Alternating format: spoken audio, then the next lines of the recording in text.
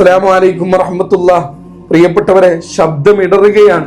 ഈ വീഡിയോ നിങ്ങളൊന്ന് പരമാവധി എമർജൻസി ആയി ഷെയർ ചെയ്യണേ. ഇങ്ങനൊരു ഗതികേടുണ്ടല്ലോ. ഒരുപാട് രോഗികളെ ജീവൻ രക്ഷിക്കാൻ നിങ്ങളോട് സഹായം ഞാൻ അഭ്യർത്ഥിച്ചിട്ടുണ്ട്. ഇപ്പൊ ഈ ചെയ്യുന്ന ഒരു അവസ്ഥയുണ്ടല്ലോ, ഈ വീഡിയോ എങ്ങനെ പറയണമെന്നൊന്നും എനിക്കറിയില്ല. മലപ്പുറം ജില്ലയിലെ ഈ വെളിയങ്കോട് പരിസരത്ത് പാലപ്പെട്ടി കാപ്പരിക്കോട് എന്ന് പറയുന്ന പ്രദേശത്തുള്ള മൊയ്തീൻ ഷാ എന്ന് പറയുന്ന ഈ ചെറുപ്പക്കാരൻ ലിവർ രോഗം ബാധിച്ചിട്ട് ആസ്ട്ര മെഡിസിറ്റിയിൽ ആ പ്രിയപ്പെട്ടവൻ വല്ലാത്തൊരു പ്രയാസത്തിലായിരുന്നു. വിനീതനായ എന്നെ ആ നാട്ടിലെ കമ്മിറ്റിക്കാരും എല്ലാവരും ക്ഷണിച്ചിരുന്നു. ഞാൻ ആ രോഗിയെ ജീവൻ രക്ഷിക്കാൻ വേണ്ടി വീഡിയോ ഒക്കെ എടുത്തു വെച്ചതാണ്. നാളെയും മറ്റന്നാളായിട്ട് കമ്മിറ്റിക്കാരെ വീഡിയോ എടുത്ത് പോസ്റ്റ് ചെയ്യാൻ നിൽക്കുന്ന സമയത്ത് പ്രിയപ്പെട്ടവരെ, ആ ചെറുപ്പക്കാരൻ മരണപ്പെട്ട ദുഃഖവാർത്തയാണ് എന്നിലേക്ക് എത്തുന്നത്. മരണപ്പെട്ട വിവരം അറിഞ്ഞപ്പോ ആ കുടുംബവും കമ്മിറ്റിക്കാരൊക്കെ പകച്ചു നിൽക്കുകയാണ്. എന്തിനാണെന്നറിയോ? ആ പ്രിയപ്പെട്ടവന്റെ മയ്യത്ത് വിട്ടുകിട്ടണമെങ്കിൽ, ആ പ്രിയപ്പെട്ടവന്റെ മയ്യത്ത് വീട്ടിലേക്ക് കൊണ്ടുവരണമെങ്കിൽ 17 ലക്ഷം രൂപയോളം ഇനിയും ബില്ലടക്കാനുണ്ട്. ഒരുപാട് ബില്ലുകളായിട്ടുണ്ട്. ഹോസ്പിറ്റലുമായി സംസാരിച്ച് കമ്മിറ്റിക്കാരൊക്കെ സംസാരിച്ചിട്ടുണ്ട്. 17 ലക്ഷം രൂപ ബില്ലായിട്ടുണ്ട്.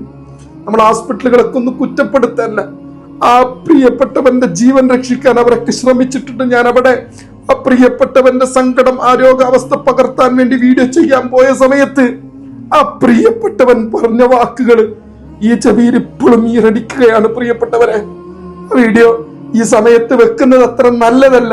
എന്നാലും ആ കുടുംബത്തിന് വേറെ വഴിയില്ല. ഇന്ന് രാവിലെ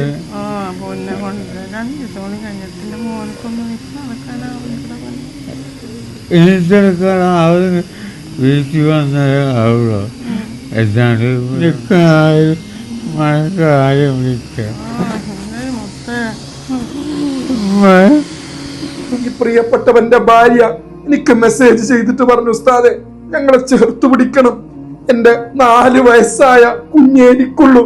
ആ കുഞ്ഞിക്ക് പിതാവ് വേണം, വാപ്പാനെ വേണം, വാപ്പാനെ കിട്ടണം ഉസ്താദെ എന്ന് ആ പ്രിയപ്പെട്ട സഹോദരി എനിക്ക് അയച്ച മെസ്സേജ് ഇപ്പോഴും എന്റെ മൊബൈലിൽ കിടക്കാണ്. പ്രിയപ്പെട്ടവരെ, വളരെ സങ്കടത്തോടെയാണ് ആ കുടുംബം ഉള്ളത്. പാവപ്പെട്ടവരാണ്. അവിടുത്തെ ജനകീയ കമ്മിറ്റിയൊക്കെ എന്നോട് പറഞ്ഞു, വീട് പോലും ശരിക്കും കടൽ പ്രദേശത്ത എപ്പോഴാ നഷ്ടപ്പെടാന്നറിയില്ല.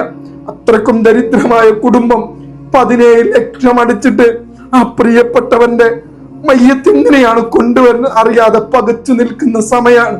നിങ്ങളെല്ലാവരും മാക്സിമം ഈ വീഡിയോ ഷെയർ ചെയ്യണം. ആ പ്രിയപ്പെട്ടവന്റെ ശരീരം ഒന്ന് തിരിച്ചു കൊണ്ടുവരാൻ നിങ്ങളെല്ലാവരും സഹായിക്കണം. നിങ്ങളെല്ലാവരും ചേർത്ത് പിടിക്കണം. ഈ വീഡിയോ പരമാവധി ഷെയർ ചെയ്യണം. ഞാൻ ആ വീഡിയോ എടുക്കാൻ ഹോസ്പിറ്റലിൽ പോയപ്പോ ആ പ്രിയപ്പെട്ടവൻ തന്റെ ഉമ്മയോട് പൊട്ടിക്കരഞ്ഞുകൊണ്ട് പറയാം, ഉമ്മ എന്നെ കൊണ്ടുപോ വീട്ടിലേക്ക്. ഞാൻ അവിടെ ഈ അവസരത്ത് മറ്റു നിർവാഹം ഇല്ലാത്തതുകൊണ്ട് ആ വീഡിയോ ക്ലിപ്പ് ഇവിടെ വെക്കുന്നുണ്ട്. എന്നെ കൊണ്ടുപോ ഉമ്മ എന്ന് പൊന്നുമോൻ തന്റെ ഉമ്മയോട് പറയുന്ന ആ ഒരു അവസ്ഥയുണ്ടല്ലോ പ്രിയപ്പെട്ടവരെ. 4 വയസ്സുള്ള പൊന്നുമോൻ. അല്ലാഹു മഗ്ഫിറത്ത് കൊടുക്കട്ടെ, മർഹമത്ത് കൊടുക്കട്ടെ, ആ പ്രിയപ്പെട്ടവന്റെ ദർജ ഉയർത്തട്ടെ.